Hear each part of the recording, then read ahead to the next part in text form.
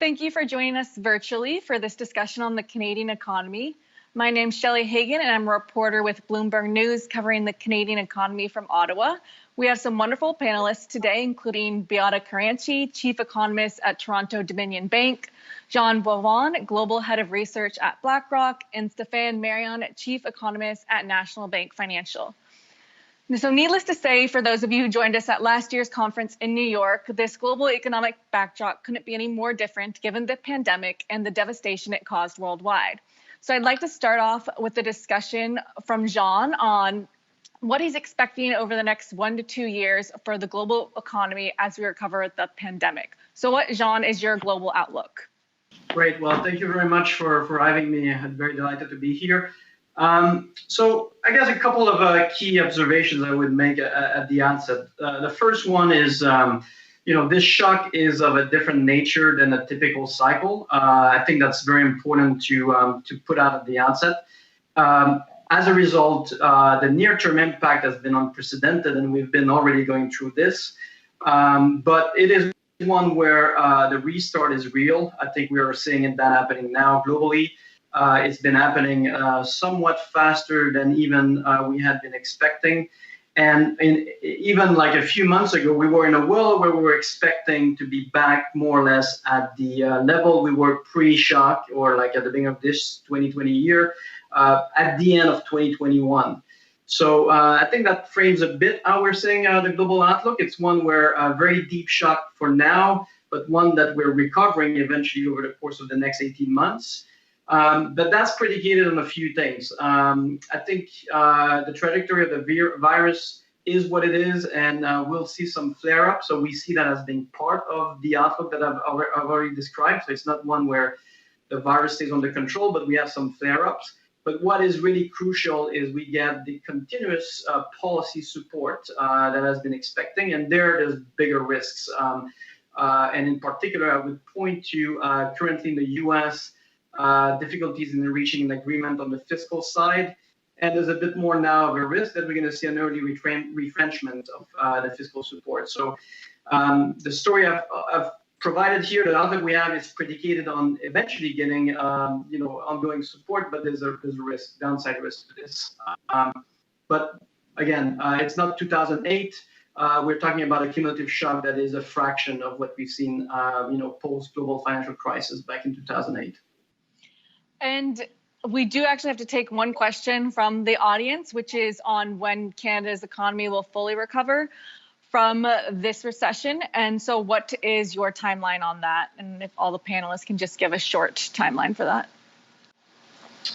I think this is really a global shock. I mean, the policy response in Canada, I think I have a greater confidence or a bit less downside risk to it. So that would mean more or less the same kind of time frame, sometime in 2021, where we're back to the pre-recession level, maybe with a slightly greater level of confidence than I have in the U.S., given the policy landscape being a bit more certain.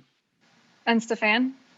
Yeah, it's a tricky question because I think GDP will be back to peak before employment, but that could be a 2021 story, but for employment, it's not built before 2022, which will bring tremendous challenges to policymakers. So GDP, perhaps, employment's going to take a while, 2022.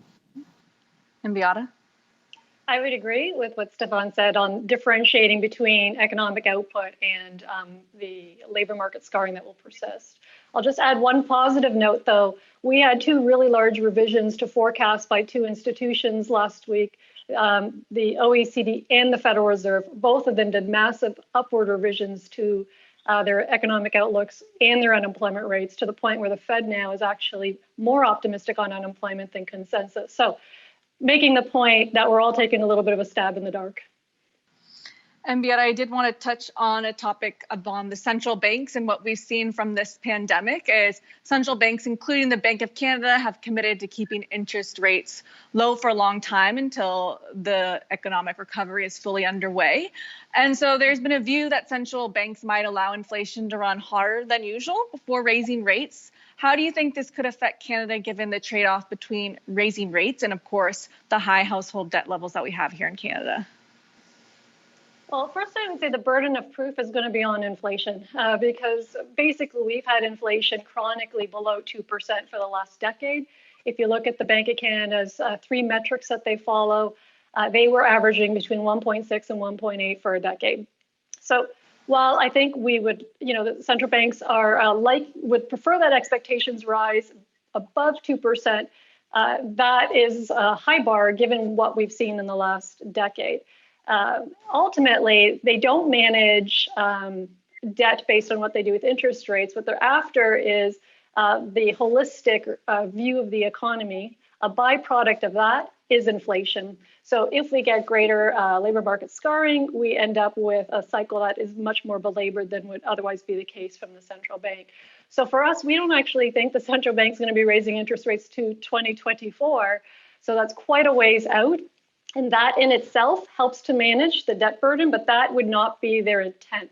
So just to give you a really quick example, someone who's buying a house in Toronto now, average price $900,000, up 11% in the last year. Relative to someone who bought last year, they're going to pay about $7,000 less in interest costs over the next 5 years. And as people renew their mortgages who bought 5 years ago, they're going to be paying between $10,000 and $15,000 less in interest costs over the next 5 years. So part of this becomes self-fulfilling just because the economic backdrop won't be strong enough. There won't be enough of capacity eaten up for them to raise rates. And Stéfane, where do you see inflation heading? Well, I think it's an interesting issue because if you look at the nature of this recession, this is the first recession on record where households have yet to experience a negative wealth effect, if you look at financial or residential assets. So that means that there's no deleveraging that has taken place. This is very unusual. So there's some resilience on the inflation scope on that one. Jean mentioned the necessity for policymakers, for fiscal policy to continue to accommodate the reflation trade that central banks are very keen on. So I do believe that one of the key characteristics of this recession is there will be capacity destruction in sectors where people are not necessarily have a high home ownership rate. So you protect deleveraging on that front. I do think that because of partial destruction of capacity in certain sectors, there's a higher natural rate of unemployment in the aftermath of this pandemic, which means that you can get stickier inflation. So I think that unlike 2008, 2009, with fiscal policy moving with monetary policy, I think that the 2 to 3% inflation world is possible to achieve under these circumstances. Keep in mind at the same time, I have this economic Cold War between China and the US, and I will have a fight against climate change that is inflationary by nature. So under these circumstances, I think the 2 to 3% range makes a lot of sense for the next couple of years. Well, one area I did want to touch on that has been a bright spot throughout this whole pandemic is the Canada housing market. And it seems to defy all odds and really driving growth in Canada. But where does it go from here, Beata? Well, clearly this is one area where economists underestimated.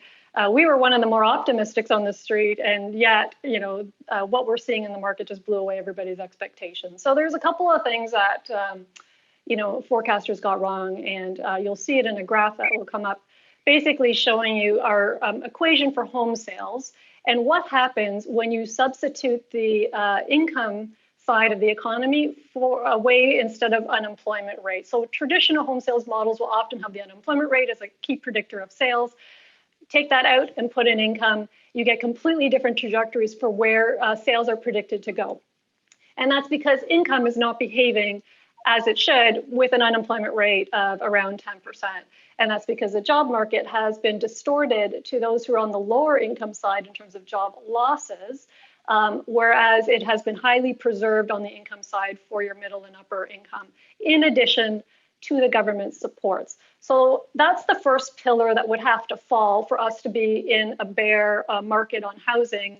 Either government supports would really have to dry up, which is unlikely, or you would have to have a much more wider distribution of job losses across the income spectrum, which is not in anyone's forecast at this stage. So that suggests that there's some resilience to the housing market. And the other factor that we underestimated was the impulse to demand from the interest rate shock that happened when mortgage rates dropped. We knew there would be an impulse there. However, pent-up demand was far greater than we could have anticipated, likely coming from the millennial generation, and it's not unique to Canada. We see the exact same phenomena happening in the US and in the UK, and in fact, the US home prices are rising at a rate of 11%. There's supply shortages in certain segments of the market there, like they are here, especially in the hot markets like Toronto.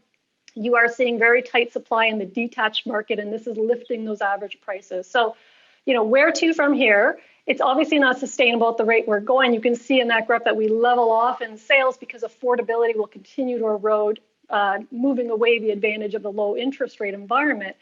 But the detached market is extremely tight. And so it's going to be very difficult to have bargains in that side of the market. And where we expect to see price compression is really on the condo side, which is having a lot of building activity. And there's a lot of supply from people having put their homes on the market. And those are not substitute products necessarily, because where you're seeing supply on condo, these are 600, 700, 800 square feet. And those are not necessarily the same buyers that you get on the detached side. So it's resilient for now. But one risk moving forward that I've been hearing about is how we're basically having zero immigration in Canada. And of course, immigration has been seen as spurring the housing market. So Stéfane, what do you see as the implications of zero immigration in Canada in the short term? Yeah, so the immigration policy will break or make Beata's forecast, by the way. So you have to understand that Canada remains an economy that is essentially driven by labor force growth as opposed to productivity growth.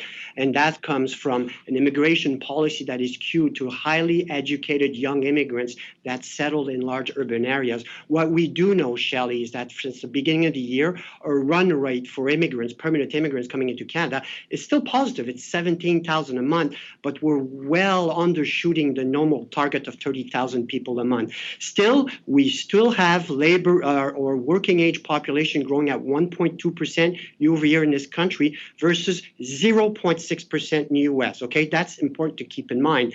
And given that we still have some immigrants coming in, we have this increase in labor force that is still very, very supportive of the housing market. And as you can see on this slide here, believe it or not, but labor force in the GTA, so Greater Toronto area, is at an all-time high. It's the same thing for Greater Montreal.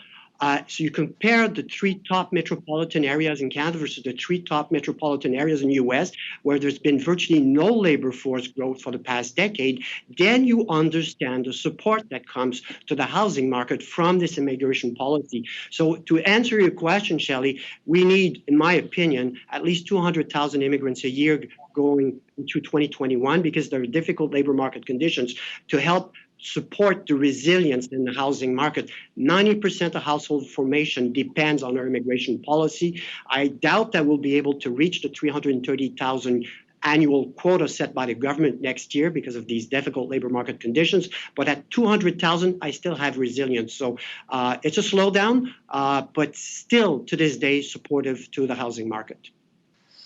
I know it'll be interesting to see if the government plans to increase immigration targets, possibly to make up for its shortfall that it will have this year. I wanted to touch back on what Jean talked about earlier when he talked about the coordination between fiscal and monetary authorities that we've had globally during the pandemic. What are the costs and benefits of this coordination during this time? Is this something we're going to see moving forward? Yeah, so I think we call that nothing short of a policy revolution. We've seen glimpses of some feature of this coordination that appeared in the post-financial crisis. But what we've seen over the course of a few weeks back in February is at a different order of magnitude. The coordination to us is a fait accompli. There is now in place facilities in the U.S. that requires joint decision between the fiscal authority, the Treasury, and the Fed. There was even debates with Republican proposal 10 days ago about cutting off some of the funding for some of these facilities to repurpose for other fiscal budgetary spending. So that speaks to now a much more politicized and blurring of distinction between the Fed or monetary policy and fiscal policy. And it's not only the U.S. We see that as a global phenomenon. In the UK, you've seen explicit talk of or even like framework of debt monetization being on the table. And we're seeing also, implicitly a move towards yield curve control globally. So that leads me to a couple of additional points. I think that clearly for us impact on the outlook. And it links back to the inflation discussion we had a bit earlier. We think the world that we're entering now is quite a bit different than the last 10 years. I agree with Beata that, like, if you look over the last 10 years, you have to, why would you start to expect inflation now going forward? I mean, it's been missing in action. Central banks now are suggesting, the Fed in particular, that they want to overshoot their target. But I would have always liked to dunk at basketball, and the solution for dunking for me is not by raising the basket. So I think that's there's reason to be skeptical about the inflation outlook. But there are three things that are very different. One is we have like cost pressure globally that are real. I mean, there's resilience as a team for global supply chain, deglobalization, sustainability. I think are all things that will contribute to higher costs of production. Central banks are tolerant of more inflation, so they might not be able to engineer it by themselves, but with the help of cost push pressure, they will be happily let inflation run above their target. And the third thing is that now this policy revolution, I think, will make it a lot harder politically to lean against inflation. So Beata was mentioning earlier that she doesn't expect debt burden to be a consideration in setting policy and preventing them from raising rates because the environment will be conducive to low rates. I agree with that. But the political calculus going forward for raising rates will be a lot more about the concrete debt servicing costs, both private and public, than it would be about the amorphous risk of inflation, because everybody thinks inflation is dead as we started the conversation. So all of that together, this policy revolution ultimately leads to us in a world where inflation will be easily, higher than it's been over the last 10 years. And, 3% doesn't look crazy on average over the next 5-10 years compared to the lower rates we've seen before. So get ready for higher prices.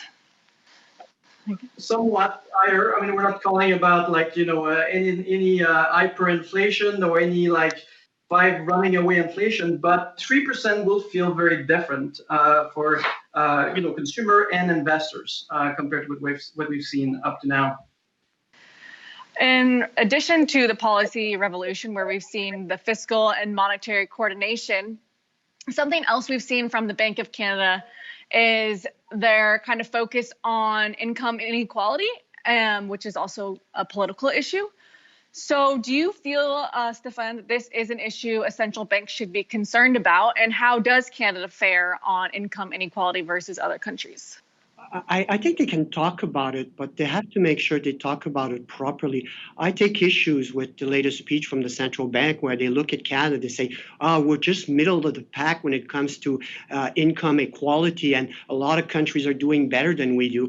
I want to show you this slide, and in my opinion, income equality is not a sufficient conditions to bring social cohesion to a country. It's also important to have social mobility. So the ability to attend all types of schools, to get into all types of jobs, independently of where you're born and which neighborhood or which country you're born. And when you compare Canada to other countries on this slide, you'll notice, we might be middle of the pack in the OECD when it comes to income equality. But in terms of social mobility, we're much better than other countries. And this is staggering because there are no other countries in the world where 35% of the population is foreign born, and then they can still aspire to have job mobility, to make more than what their parents made, attend the same schools as others. And you can see on this chart, when it comes to income immobility, the US, the UK,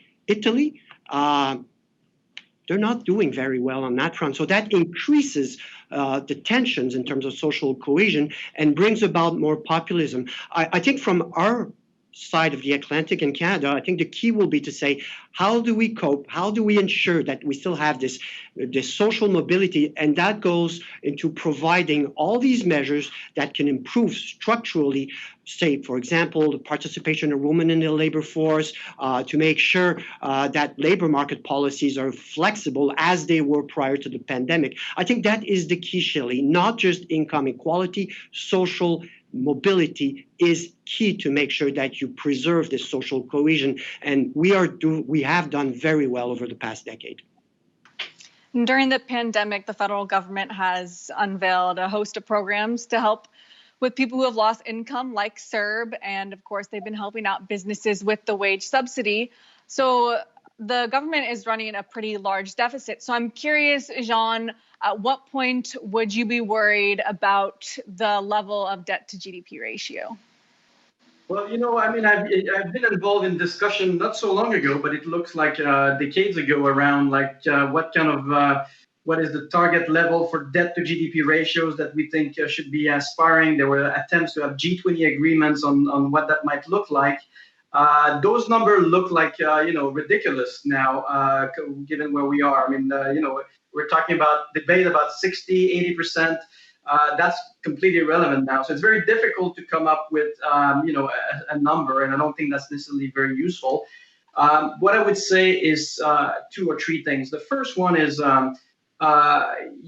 dealing with this natural health disaster required bold measure, and I don't think debt sustainability was any concern in the near term about framing how we should have been responding. So in that sense, I think it's a bit of a whatever it takes from the fiscal side that is needed. That's what the messaging was. Now a bit more question, as I said, in the U.S. about whether that's going to continue to provide that bridge, because the consequence of not providing that bridge would be potentially morphing into more of a balance sheet wave of balance sheet pressure and default, which would create a whole different set of issues, much bigger.